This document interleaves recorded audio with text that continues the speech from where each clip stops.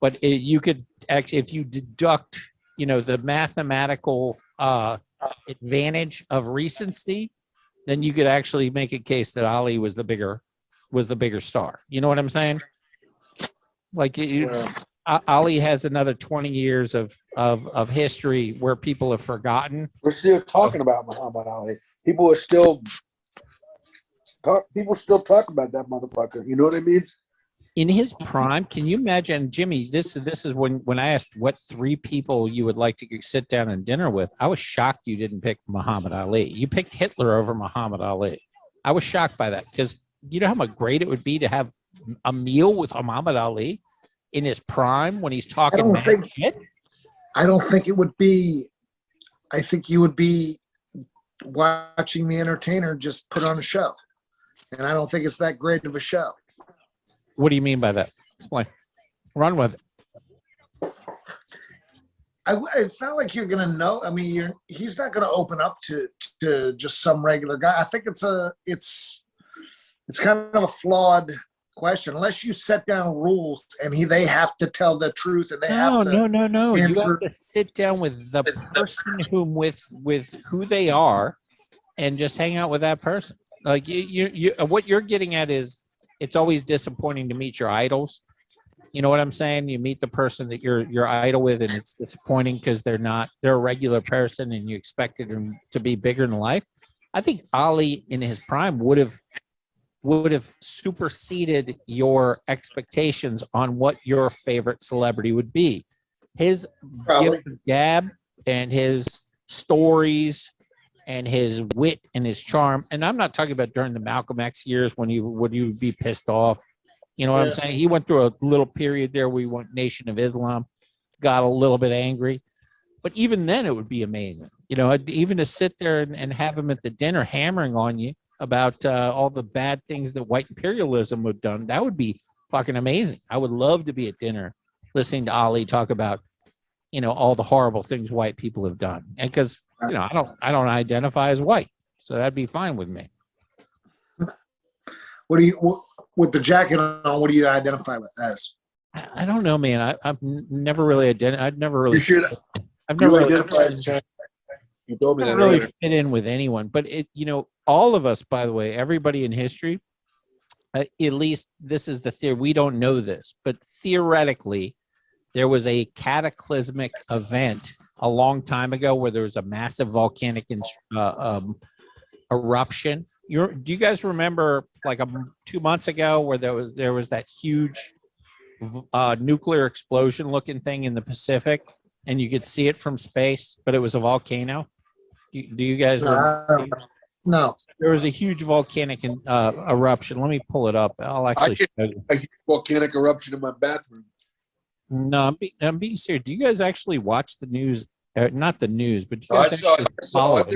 There was tsunami warnings. Yes, volcanic eruption. So after off the coast, off the west coast, right? Correct. It was in the Pacific.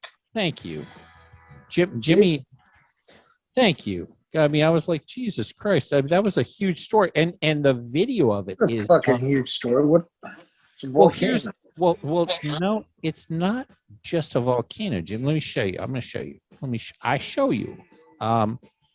So share Google Chrome. Okay.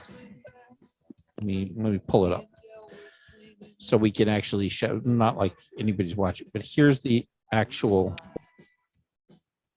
So watch this, Jimmy. Tonga, Southwest Pacific. So this is satellite photos of what happened.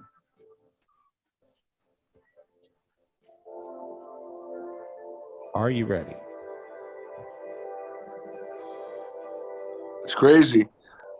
See that shit, Jimmy? Uh, Jimmy, watch again, because I knew he'd fall asleep during this. He's like, oh, I didn't fall asleep. I saw it. Look at that. Like that's a look. So during there was, I think it was about, I don't know, 20,000 years ago or something like that, that there was a similar eruption that, according to our best information, wiped out almost all of civilization. At the end of it, there were about 7,000 human beings left after a similar eruption from a similar spot.